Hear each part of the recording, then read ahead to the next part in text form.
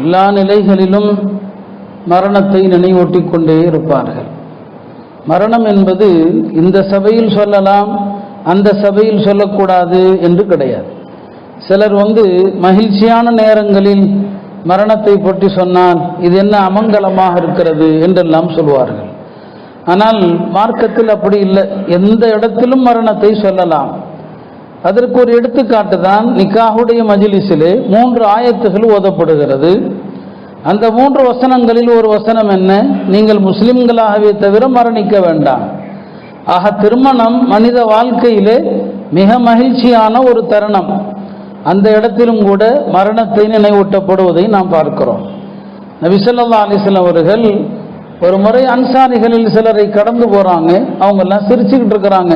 ஹஜ்ரத் அனஸ் ரலியல்லாஹு அன்ஹு அவர்கள் சொல்றாங்க, சிரித்து கொண்டிருக்கிற அந்த மக்களை கடந்து செல்லும் போது சொல்றாங்க, அக்ஸிரு திக்ர ஹாதிமில் லذات, இன்பங்களை முறிக்கிற மரணத்தை அதிகமாக நினையுங்கள்.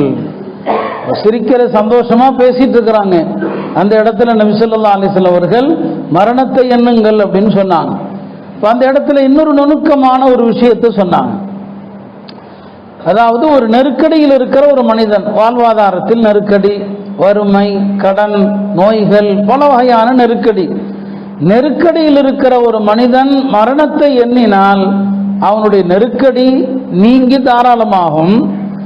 தாராள நிலையில் இருப்பவன் மரணத்தை நினைத்தால் அவனுக்கு நெருக்கடி ஏற்படும் சொன்னான். இந்த ஹதீஸில் இருக்கிற ஒரு வாசகம் இது. இந்த வாசகத்திற்கு அறிஞர்கள் இப்படி விளக்கம் கொடுத்தாங்க. உலகத்தில் ஏதோ ஒரு நெருக்கடியில் இருக்கிற மனிதன் என்று வைத்துக் கொள்ளுங்கள், அது வறுமையோ கடனோ நோயோ, ஒரு நெருக்கடியில் இருக்கிறவன் மரணத்தை நினைச்சான் வைங்க, நாம் இருக்கிற இந்த நெருக்கடி மரணத்தை விட கஷ்டம் இல்லையே, மரணத்தை விட ஒன்றும் மோசமானது இல்லையே அப்படின்னு நினைச்சான்னு சொன்னா அவனுடைய நெருக்கடி அவனுக்கு லேசா போயிடும்.